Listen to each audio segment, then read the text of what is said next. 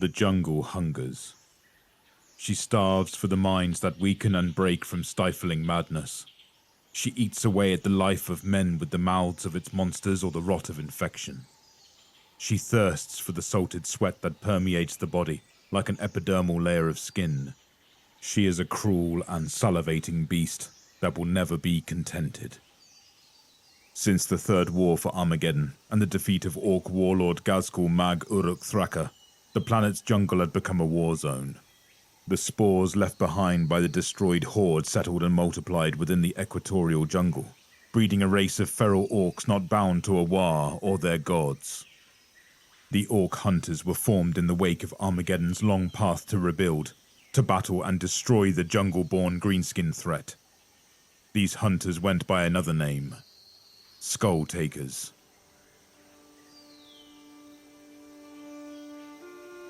Jungle flies the size of small avians hovered around the hulking body of Songbird.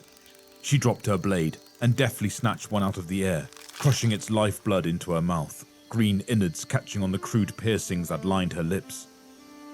Her brother, Baishani, smirked and gestured for her to do it again, pointing 2 fingers to his own mouth to punctuate the fact that he also wanted to eat. Without looking, she pinched another buzzing jungle fly and held it out to her sibling.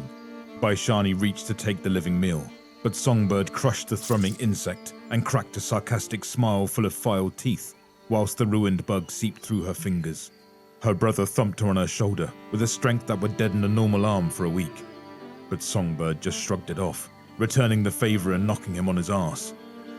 She sat back on the flattened foliage underneath her and continued to run a long knife across the crown of her head, the standard-issue long blade of the orc hunters shaving her scalp clean in between the fleshy grooves and raised tissue of intertwining scars. Hunter Ujarak took first guard in the thicket as the 3 other Skulltakers attempted to rest and recover from their day's patrol. Propped against gnarled roots, alongside the muscled bulk of Songbird and her equally sized brother Baishani, sat Sergeant Kalyan. The stoic hunter grunted disapprovingly at the brother and sister, flashing cutting, disdainful looks at the siblings every time they raised their voices beyond a whisper. When they had begun their combat patrol, there were 7 of them. New bloods Utul, Junai, and Tarin had fallen during their second night in the jungle when eagerly trying to prove themselves against a roaming band of boar boys. The 4 remaining hunters had been tracking the retreating pack of feral orcs for 13 days, stalking through the humid evergreen jungles of Armageddon in a hope to hit pay dirt when the beast riders returned to their hidden camp. Days seemed to last for eons inside the jungle.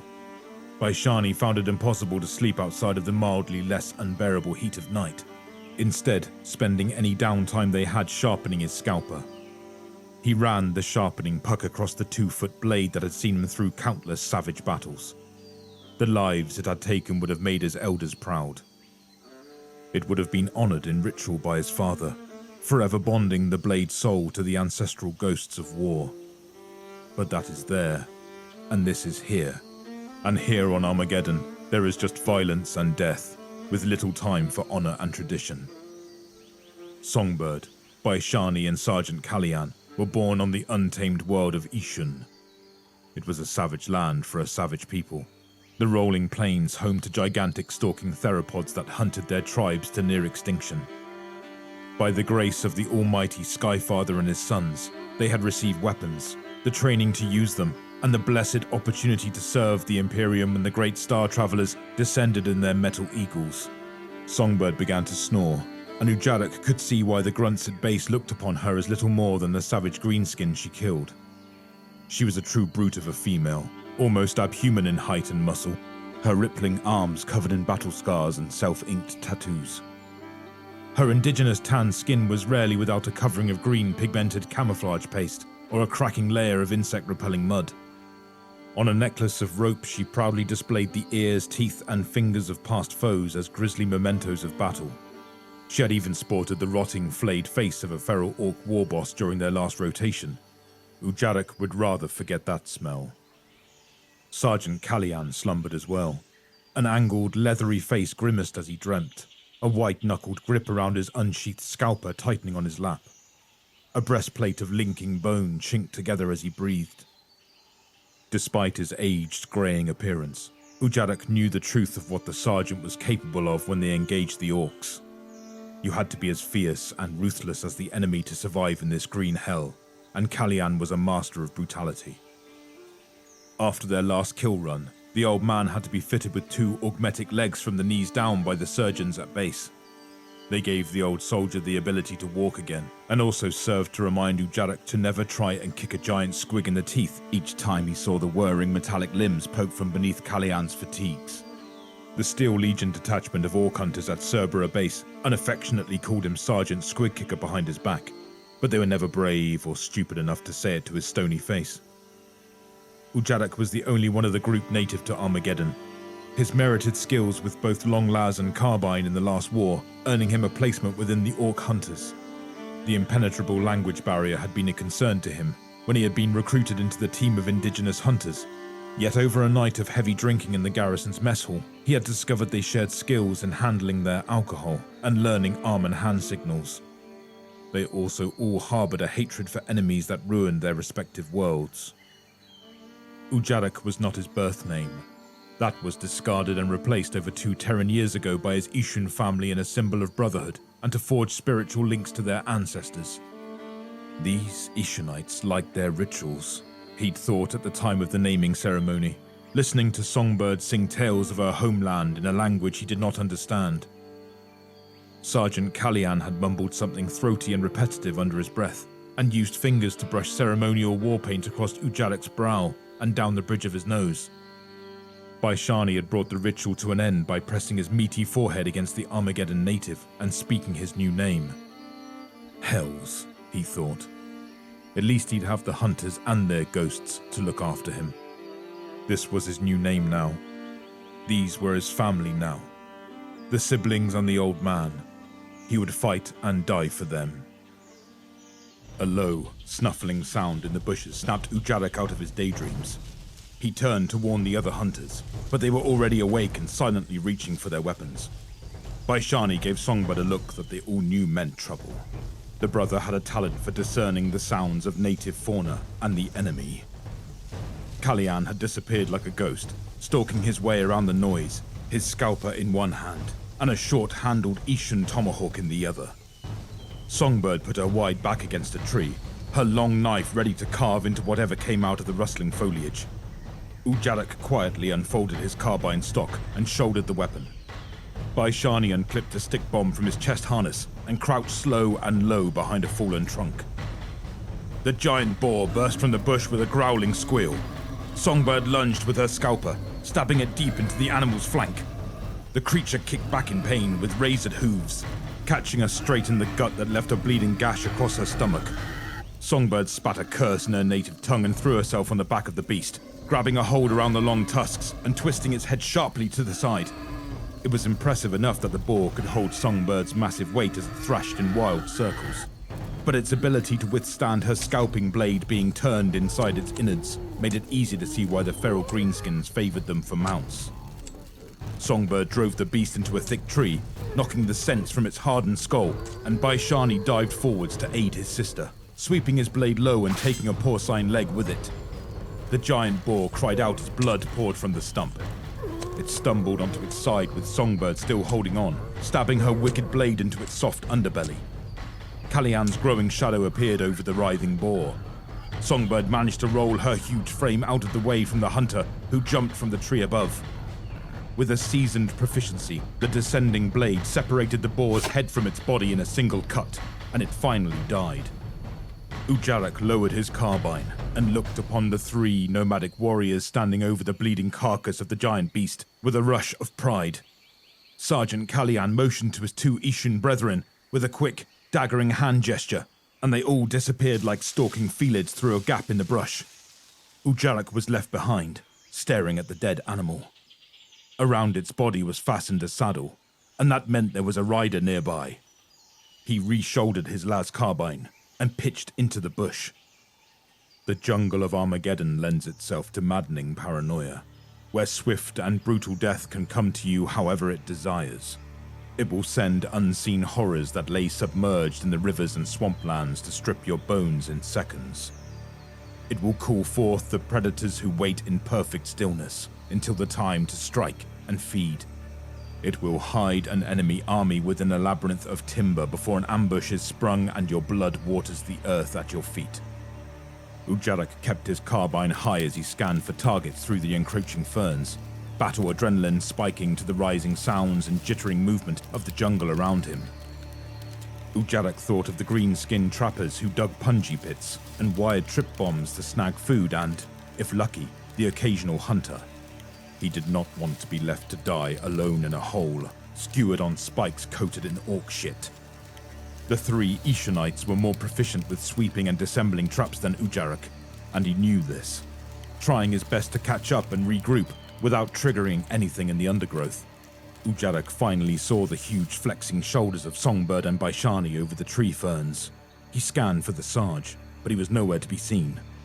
The siblings turned and rested their foreheads upon each other's for a brief second of hushed prayer. This ritual meant one thing: death was coming. In the clearing ahead, a dark-skinned orc blew a bone whistle in long, piercing bursts. The maniacal greenskin stomped a heavy foot into the ground, its horned helmet slipping over its eyes when it bellowed a spitting tirade to call back its giant boar from the jungle. The other boar boys guffawed at the spectacle, parodying its shouts and tantrums as they pulled and punched to control their own mounts. The dismounted orc exploded with rage, issuing challenges of single combat to the laughing riders. Winner takes boar. Heavy legs thumped to the floor as the largest of the boar boys happily accepted the contest. It had been too long since its last good fight, and this whelp was getting boring. It took 2 axes from the tack on its boar, hurling one over to the challenger. Without hesitation, the smaller orc pulled the axe from the sucking mud and bounded towards his opponent. The brute met him full charge and swung a skull-breaking punch that knocked the challenger sideways. From his preferred elevated position in the trees, Sergeant Kalyan observed the fight, grasping onto a thick branch with one hand as he made a sequence of quick signals to his waiting tribe mates with the other. Baishani turned back to Ujarak and made the closed-fisted sign to hold. The boar boys howled with excitement as the 2 warring orcs swung and hefted their axes, sparks exploding from each clash of the mighty chopper blades. The orc brute caught the challenger's axe as it slashed through the air in a decapitating strike. With a hard yank, it twisted the smaller opponent's arm at a cruel angle, the radial bone snapping free of the flesh. The dark-skinned orc shrieked in pain, looking at the ruination of the limb and the vicious forearm wound that gushed green blood. Bellowing a triumphant cry, the gigantic orc ended the contest with a cut so deep it nearly tore its opponent in half. The body hadn't even had a chance to die before the orcs let their boars feast on the warm meat. Kalyan chopped at the air with his signaling arm, and Imperial Hell was let loose. Baishani's stick bombs detonated in the middle of the feasting boars, gutting 2 of the animals with red-hot shrapnel and flinging all the riders to the jungle floor. The mortally wounded beasts kicked out wildly as they tried to stand, their ropey intestines spilling behind them. The 4 dazed orcs struggled to stand, their axes, spears, and sword blades lifting in their stunned hands. A thundering clatter of noise from above as Kalyan let rip with his prize shooter, covering Songbird and Baishani as they closed the distance. An orc reeled as bullets chewed up his arm and chest. It turned to run, but was faced with Songbird pouncing from the brush, swinging her scalper upwards and taking its head off in one brutal hit. She spat on the headless orc before charging for the next. The giant greenskin barked what passed as orders as it slinked back towards its mount, the others staring at the brute's retreat in slack-jawed confusion. It pulled its bulk onto the snorting gigantic boar and began to take off into the dense jungle and away from the fight. Fizzing las from Ujarak's carbine chased the escaping monster, a rend of flesh exploding from its colossal arm when a flash-boiling bolt found its target. The feral brute wobbled on the saddle, gripping the hole where his bulking tricep used to be. The orc snorted in agony, regained its balance, and spurred its steed into the ferns, surrounded by Ujarak's tracer las burning through the air. Baishani squared off against a dismounted rider, his sister dispatching its clanmate with her knife punched up into a tusked jaw. He tossed his blade from hand to hand, inviting the creature to meet him in open combat. The feral orc pounded his chest and pitched a whistling spear through the air, Baishani negating the obsidian-tipped projectile with a quick sidestep. The spear tip split Baishani's cheek as it skimmed past, but the hunter just smiled for the fresh scar that would stay with him until the day he died. The lone orc began to panic as it beheld the devastated remains of its tribe littering the clearing, and the 3 camouflaged humans advancing as one. Its long face suddenly jerked, contorting into a rictus of pain before it fell forward. Kallian's scalper burrowed hilt deep into its spine. The old man stood a metallic foot on the dead orc and levered his blade from its back. The 4 hunters huddled inside the ring of orc corpses and pressed their sodden foreheads together. They felt the rise and fall of their slowing breaths, smelled the drying blood on their armor, and joined together in a blessing to the almighty Skyfather and the spirits that guide.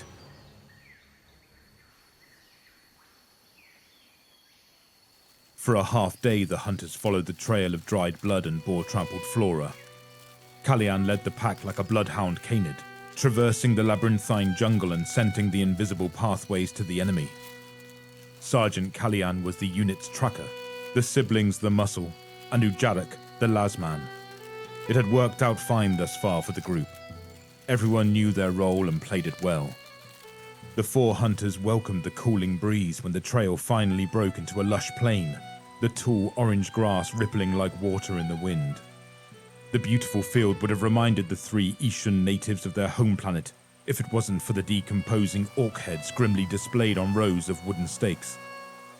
Swarms of black, bloated corpse flies lined the skins, their maggots and other screw-headed worms hungrily boring out the eyes and mouths. Baishani flicked a look to his sister, and they simultaneously knocked their own knuckles together. Ujarak recognized that hand sign. Rivals. The feral orc tribes of Armageddon existed for war, born from the spores of a dead horde to raid, loot, and destroy. Human settlements and imperial outposts were not their only targets. If one tribe had something bigger or shinier, it was guaranteed another clan was readying to take it with tooth and claw. A green-skinned civil conflict was raging in these parts, and the tribes needed mighty weapons of war. The hunters ducked quickly into the tall grass when a war horn sounded so loud and deep it seemed to swallow the pressure from the air. An enormous series of rhythmic thumps followed the sound. Their eardrums nearly burst to a further rupture of noise and world-moving quakes. The 4 hunters had never heard anything so foul and blood-shaking, looking to each other for answers in the tall grass. One more blare of the mighty horn, this time followed by the hissing sound of what seemed to be pistons or mighty steam vents. The accompanying voices of the jubilant orcs were minuscule compared to the thumping abomination that was making its way through the field, their pig grunts and bestial shouts drowned by the protracted horn blasts. Baishani slowly let his burgan fall from one shoulder and opened a front pouch, retrieving a small shaving mirror. He held up the small square glass with a thumb and forefinger, cautiously raising it above the honey-orange grass. Ujarak noticed the Ishanite's expression display an emotion he'd never thought he would see from the warrior in 1,000 combat runs. Fear. Baishani lowered the looking glass, and with shaking hands signaled what he had seen to the prone hunters. Monster. Big. The beast that lumbered from the jungle with thunderous impacts was larger than any gargantuan squigoth the orc hunters had ever known to exist. No primer or Picts could have prepared them for the sheer enormity of the abhorrent monster that towered above the treetops, encompassing the plain. Upon its impossibly thick hide and 4 elephantine legs were lashed great armored plates, painted in the muted colors of the feral tribe who rode upon its back in a gigantic multi-leveled howdah. With ragged flags flying, the howdah would have resembled a vast ocean-faring galleon of ancient history if the usual curved contours had not been replaced with jagged, jutting shapes. Squeaking bands of Gretchen danced behind the titanic beast, and a line of boar boys flanked the heavy drumbeat of its crashing footsteps. At the vanguard of the riders, sat high on a boar-drawn chariot, was the brute Ujarak had wounded, its injured arm bandaged with thick canvas and held tight to the body. Leashed to the back of the wagon, a pack of squig hounds snapped at the turning wooden wheels and the bothersome grots that had hitched a ride on the rear of the vehicle. What the hunters had mistaken for a war horn was the Saurus's air-shredding battle call. The imagined steam vents no more than heavy exhales of breath from lungs the size of Imperial Baneblades. Droplets of tropical warm rain quickly turned to a torrential downpour across the fields, and the hunters reflexively opened their canteens to catch the precious water. They kept their bellies flat to the ground, feeling the monsoon pelt at their backs, waiting until the booming sounds of the immense Squiggoth's footsteps began to fade. It sounded like distant thunder in the deluge. Sergeant Callian rose from the sodden orange grass to see the Saurus and Orc party clearing the plain a click from their position. Millennia-old palm trees shattering and falling when the beast began to crush a new path through the jungle. The older hunter took a long drink from his canteen before raising his hand and giving the order to follow. It wasn't a march to war. It was a parlay.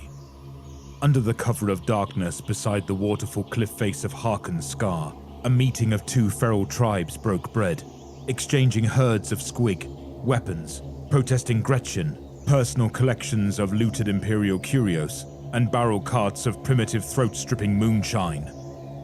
One of the clans was the same that had traveled across the Orange Plain on the colossal Squiggoth, distinguished by their muted grey and black armor.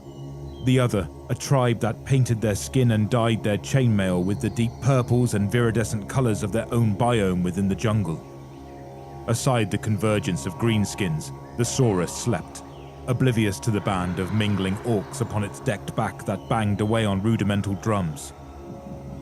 Inside the wooden Howder's meeting room, the war boss of each tribe bartered with promises of goods and alliances, swaying to the breathing rhythm of the slumbering Squiggoth.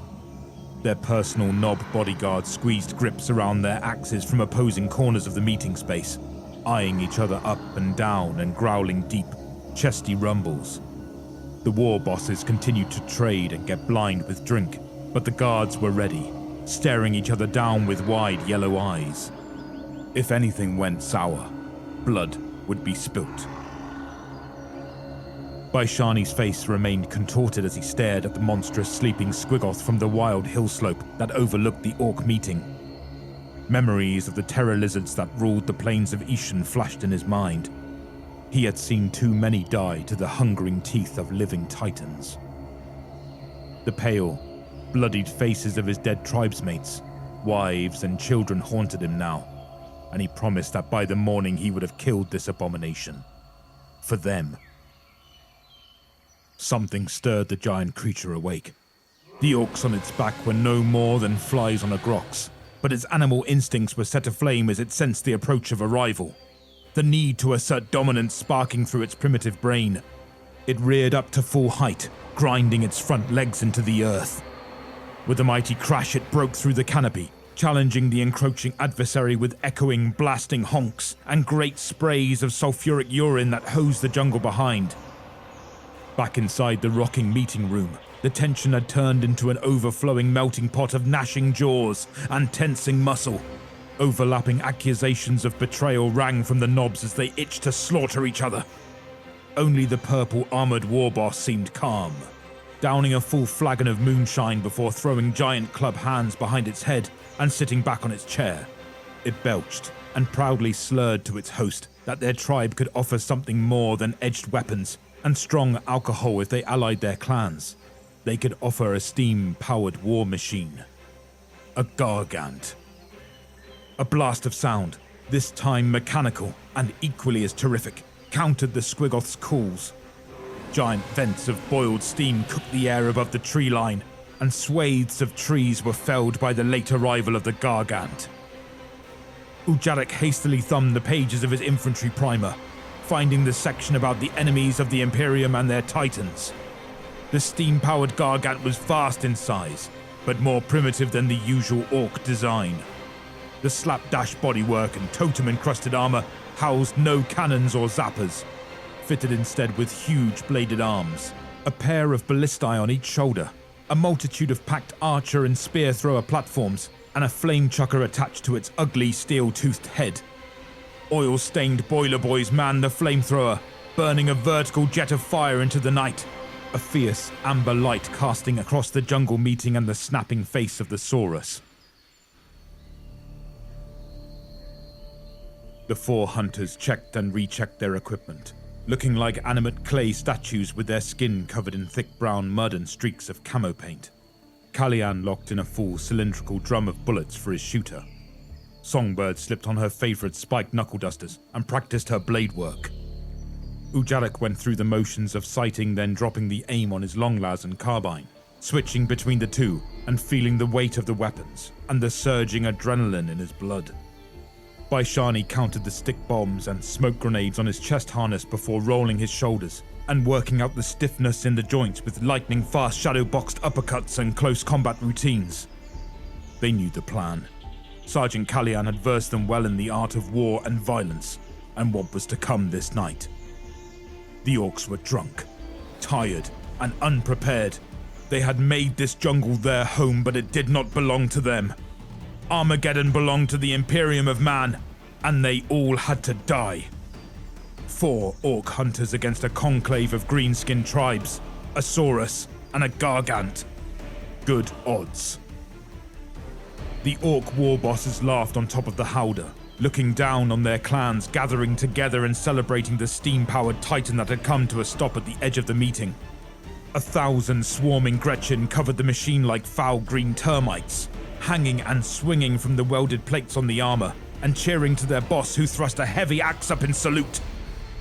The hunters silently descended the slope, tall leafy foliage covering their movement whilst they maneuvered to the now sparsely populated outskirts of the meeting. The group stopped when 2 greenskins drunkenly began to push through the foliage to their side. They felt the siblings' blades when they emerged from the bush, dispatched in quick, violent assassination when the long knives smashed and turned through their windpipes. Songbird and Baishani each cut a grim trophy from the orc corpses before heaving the stinking bodies into the undergrowth. Their necklaces would be full with gracious offerings to the Skyfather by the time morning comes. As if in response to the small token of bloody orc ears that dangled from their beaded jewelry, a cloud of fog swept through the jungle. The Emperor protects and hides us, thanked Ujarak, as the creeping mist began to settle around them. They moved like ghosts inside the blanket of fog, striking from the cover of darkness and swirling vapor whenever an orc wandered too far from its tribe. Crying Gretchen scouts were grabbed from behind and stomped to wreckages of blood and bone, their screams unheard over the steam gargant's boiling engines and resounding roars of the squigoth. The 4 hunters sliced and gouged. They hacked and mauled, tore and smashed. They butchered a bloody path to the shadow of the Saurus and readied their grapple launchers. Upon its throne at the bow of the giant beast, a pig-doc growled to its subordinates. They heaved hard on the giant leashing chains that hung tightly over the Saurus's face. The metal rings that looped through the sides of its tusked maw pulled taut, rearing its head, and re-established control over the bellowing monster. The pig-doc leaned forwards on its throne and sneered at the sight of the metal monstrosity that stood opposite its beautiful animal. A frothing hatred broiled within the orc, its feral mind consumed by the thoughts of the gloating gangs of boiler boys inside the gargant. The war bosses crashed their grog together. The knob guards still stared wildly with murderous intent. The drumming on the upper decks of the howdah resumed, the orcs' primal rhythms filling the night. A wild boy, dazed and confused with a belly full of booze, staggered towards something shining at the aft of the empty landing deck. It tried to grab at the glinting forked metal, failing spectacularly with its feral brain clouded with alcohol and double vision. It couldn't hold the churning drink in its gut anymore, and retched noisily over the lip of the decking, leaning forward to watch the brown chunks of puke fall 100 meters to the ground. A muscled, mud-coated arm swung from underneath the wooden lip, caught a grip on the orc's vomit-sodden jerkin, and pitched the greenskin from the deck. The wild boy flailed as it fell, disappearing into the sheet of settled fog. Songbird smiled with ugly, sharpened teeth to her brother, whilst they hung from their lines, both finding humor in her kill. With a nod, they both ascended over their grapple hooks. The siblings moved fast across the empty deck, hunkering down behind a stash of hand weapons and spears just before 2 more wild boys made their way down the stilted steps that separated the first and second floor. They barked, calling out for their tribe mate who had unknowingly landed on the jungle floor like a burst fruit. Songbird was eager to kill, her quickening heart pumping rivers of adrenal blood to her fibrous muscles. She shifted in readiness to break cover and attack, but Baishani rested a large hand on her shoulder and squeezed. They couldn't afford to make any mistakes. The orcs were stupid, untrained creatures, but there were many. They waited, watching the two feral greenskins stomp by their position behind the weapon crates and nearing the stern of the deck. Baishani gestured with his two palms clasped together in pseudo-prayer sign before lifting them slowly, cutting the air with his fingertips. Using the intensifying drums on the upper decks to cover their movement, the siblings slowly reached into the cluttered weapons box, each taking a long spear. There was no better time. They javelined the spears at the two wild boys, Baishani studding into the skull of his target, killing it instantly. Songbird's landing in the shoulder of hers, punching through and lodging halfway into the meat. The wounded wild boy gripped the tip of the spear and pulled it messily through his body, spinning to face them both with giant inflamed eyes and a slavering mouth full of yellow tusks. There was a look in that orc's face that reminded Songbird of a rabid, brain-diseased animal. The gaping wound did nothing to slow the creature down as it rushed the hunters with a spiked club swinging. Songbird ducked under the orc's double-handed swing, the weapon's nailed spikes lodging inside a stack of crates. With spitting fury, the beast ripped his weapon free of the splintering wood and continued to chase the siblings with wide, sweeping reaches of its club. The decking shook with the thunderous drums above. Baishani parried a wild blow with his scalper, but the orc followed with a devastating punch to the ribs. The hunter fell to a knee, gasping for precious air, the wind ripped from his lungs by the blow. Songbird blindsided the wild boy with a hard shoulder barge, knocking it off balance, but not off its feet. The crazed orc struck out with fist and club, but Songbird was too fast, slipping a hooking punch and delivering her own. The spiked brass knuckles indented the creature's pig snout and lacerated its face, loose flaps of pitted skin peeling from its cheeks as she pulled her fist away. She loaded up and drove the edge knuckles back into its eye. It popped like a fleshy red grape. In a desperate, blinded attempt to take her with it in death, the orc elevated its weapon, but the thick arm was cut from the elbow as Baishani found his breath and lopped it off with his blade. Songbird chopped into the wild boy's temple, and the frothing orc died on its knees. Kalyan stood back on the Saurus's hide and hauled himself up his grapple line, his old muscles and joints straining, beginning to feel the building lactic burn as he neared the top. He suddenly felt the line begin to shake in his hands. Looking up, he saw a lone Gretchen perched near the grappling hook, cutting through the rope with a serrated stone blade. Kalyan felt his tired shoulders start to give as he hurried to climb, the rope quickly fraying from the Gretchen's frantic soaring. A whistling lasbolt seared from afar, bursting through the Gretchen's wide-grinned face and scorching a dark patch into the armored plates of the Squigoth. Ujarak lowered his long las, watching the body of the Gretchen fall from his vantage point on the cliffside. He readjusted the scope and settled his cheek back onto the stock rest. Kalyan whispered a prayer to the guiding spirits and his huntmate's blessed marksmanship before he finished the ascent, rolling over the edge of the howdah and racking his shooter. Above him in one of the enclosed stairwell entrances to the second level, he heard the grunting of orcs 5 to 6 in number. It sounded like an argument within the small room, all unintelligible shouts and sounds. But then again, Kalyan thought, they always sounded like this. The guttural exchange of words turned to violence as Kalyan heard the orcs grapple and slam one another into the entrance walls. He unclipped a frag grenade from his belt, pulled the pin, and lobbed it up into the stairwell. The giant orc bodies muffled the noise of the explosion, yet the booming clatter of Kalyan's shooter tearing up the stairs and into the shell-shocked orcs more than made up for it. He stood above the crawling orcs, pressing the smoking gun's barrel into each bleeding body before pulling the trigger, huge entry wounds rupturing over their flesh. Kalyan looked up from the pile of executed corpses to face a wall of green muscle, gnashing teeth, and chopper blades. The entire level was filled with staring orcs and screeching Gretchen. He raised the shooter to his hip and unloaded. From the opposite end of the decking, the siblings heard the thundering roar of Kallian's weapon and understood the plan was in motion. They rushed towards the second level and up the stilted steps, the path cleared by Kallian's diversion. The entire second level was trying to rip the old hunter to pieces when the siblings entered the floor. Heavy rounds from the hunter's gun cut through the charging orcs, dropping them on top of one another. The siblings could see the third level stairwell was free, their route to the control chains open. Kallian's weapon stopped firing, and Songbird witnessed with a panicked realization that his gun had jammed or run dry, and was now fighting with only the shooter's jagged bayonet, thrusting the bolted curved knife into his attackers. Las bolts traced from the cliffside, slicing through green flesh and splintering the surroundings, yet the orcs pressed forwards towards Kallian, their numbers and bloodlust too great. Songbird turned to her brother with unfamiliar tears in her almond-shaped eyes. She looked vulnerable with a sadness her brother was not accustomed to. She pressed her forehead against his. Pulling away sharply, she pushed Baishani hard towards the stairwell, gesturing for him to go before turning away and screaming the war cry of Ishun. The meeting table splintered as the purple armored knob smashed its heavy axe through the wood.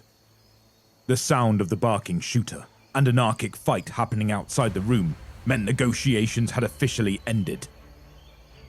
It got its lingering wish for violence as the opposing tribe's knob careened across the room and tackled it through the door. Their axes went spiraling away as the two monstrous greenskins rolled on the deck, vying for a mounted position and driving armored headbutts into one another that cracked, dented, and bloodied with every blow.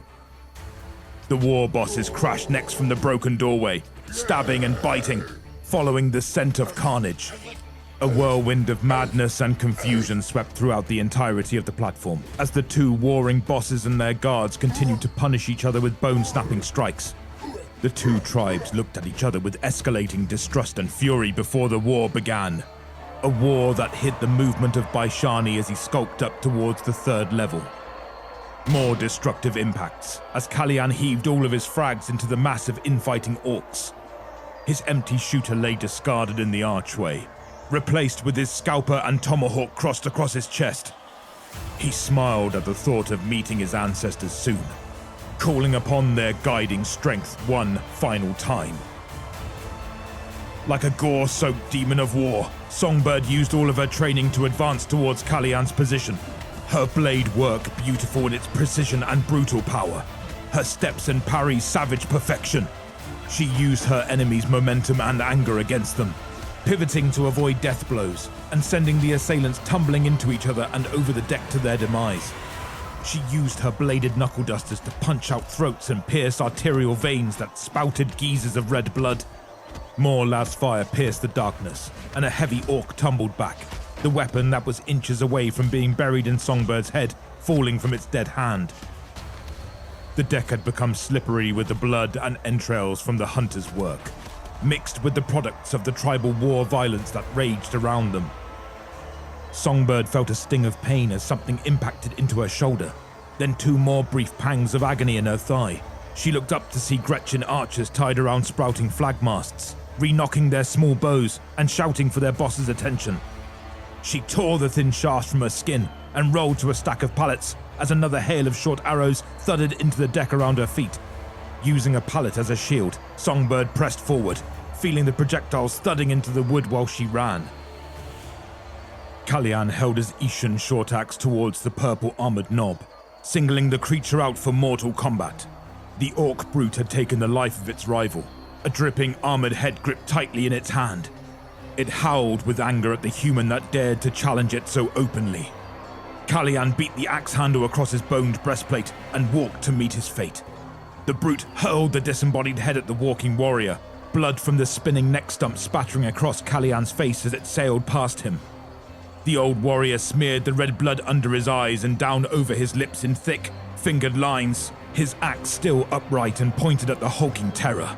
He waited for the greenskin to strike, weaving under the first attack and stabbing his scalper up into the exposed armpit, tearing the weapon through the flesh in a quick, puncturing move. The knob just stared at the protruding blade and swung his brutal axe in response. Kallian let go of the wedged scalper and crouched under the swing, cracking his short-handled axe into the orc's naked heel as he slid underneath the brute's bowed legs. A turning swing nearly took Kallian's head clean off his shoulders, but only opened up the other leg for attack. The orc's kneecap burst open when the old hunter's axe hit home. The giant orc collapsed onto its ruined knee, and Kallian wrapped himself around the back of the monster, his thudding axe opening a widening gash in the green-skinned champion's chest. Pumping viscera flowed from the deep cuts, and from between the orc's teeth as it struggled to breathe with a throat full of rising blood. Kallian swung around the body, arcing underneath the creature and pulling the scalper free before delivering a spinning strike with the knife that removed the orc's gargling head. Emotionless, Kallian crossed his weapons across his chest. He felt his breathing slow, smelled the enemy's drying blood on his armor, and gave a blessing to the almighty Skyfather and the spirits that guide. With a sudden explosion of force and gore, Kallian's ribcage burst outwards, his weapons falling from his hands as he was lifted upwards by the war boss's enormous sword. The dying hunter was brought close to the boss's grimacing face and the squawking squig mimic that hungrily perched on its shoulder. They took turns to eat the meat and bones from his skull. Songbird watched with all the seething pain and anger of a cornate berserker burning through her soul. Her brethren, her war chief, had been cut down from behind and feasted on like lowly game meat. That was not a warrior's death. A scream burst from her unclenching mouth that demanded bloodshed and vengeance. The laughing war boss was happy to allow her that chance. On the highest level of the howdah, the pig dog cowered from the commotion in the corner of his throne room, its stupefied servants bound to the giant control chains, heaving back to keep the giant saurus from moving. Something chimed across the floor in a bouncing tinkle of metal that made all of the orc slaves turn as one. A bilious white cloud poured from circular vents on Baishani's smoke grenade, and the death cries of the orc servants rang out as they were pierced and gutted from the warrior in the smoke. Their dead bodies slumped forward, and the chain slackened, allowing the saurus to lower its gargantuan head. The entire howdah listed like a capsizing ship as the mighty beast re-established its contest with the gargant. The creature only responded to 2 attack commands. Chains tight to stop. Chains loose to kill. From the cliffside, Ujarak watched the saurus crash tusk first into the gargant, the great collision shaking the rock face underneath him and leaving a green smear of 1,000 Gretchen's remains on the armored plating of the steam machine. He winced when the gargant's flamethrower spat an oily stream of bright fire into the face of the rampaging creature. A blaze began to spread across the howdah's decking and masts, cooking the Gretchen archers alive whilst they struggled to free themselves. The saurus lowered its head to avoid the torrent of flame and rammed its tusks into the machine again, tearing into the metal belly and gouging enormous holes into the plates with a ravaging fury. Ujarak desperately tried to pinpoint his fellow hunters through his rifle scope, whilst bolts catapulted from the gargant's ballistae speared into the saurus's hide.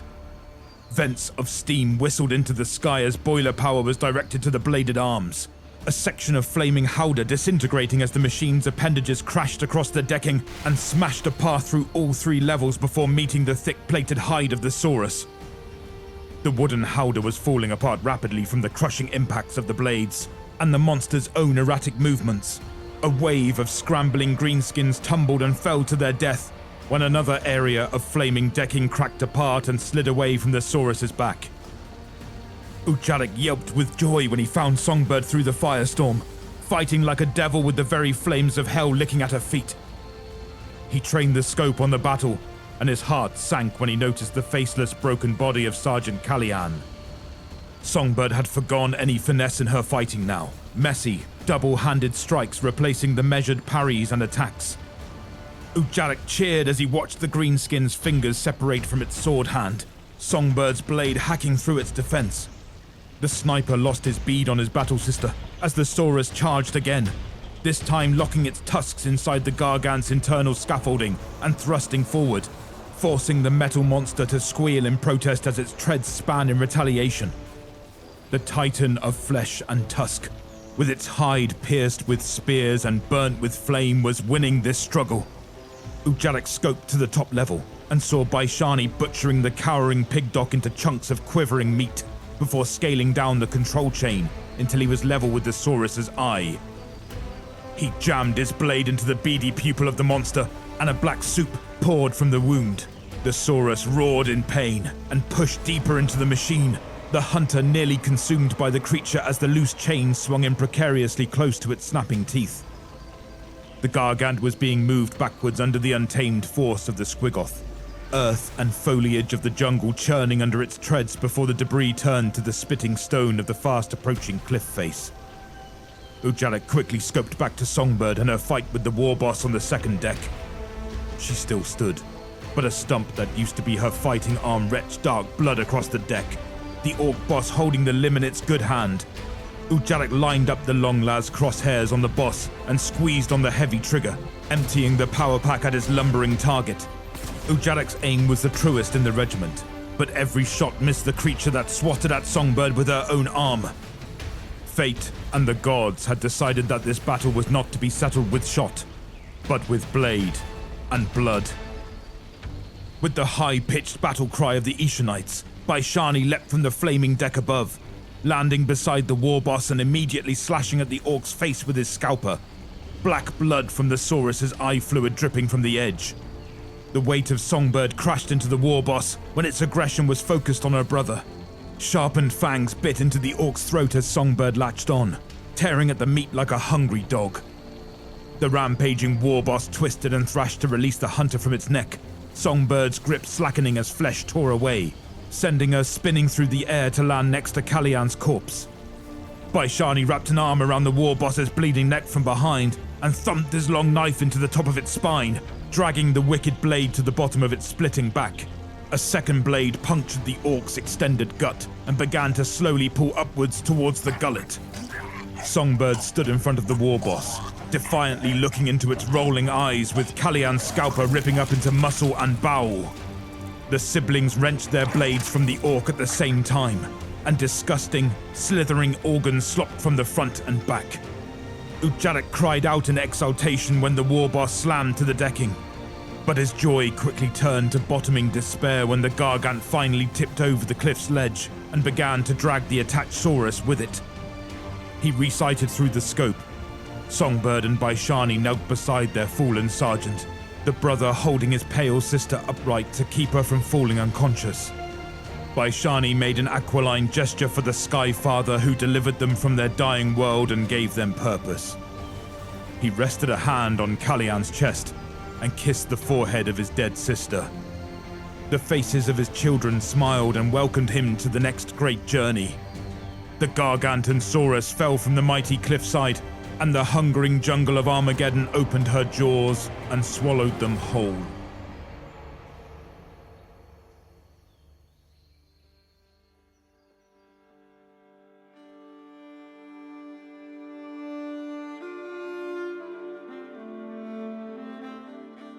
The eagle called from burning skies, for Ishan-born and spirit guides, to learn the jungle and to die, to live beside our Father's side. For those who fell before this day, hear our song and marching feet, and dance with us where you may lay, for soon I pray we all shall meet.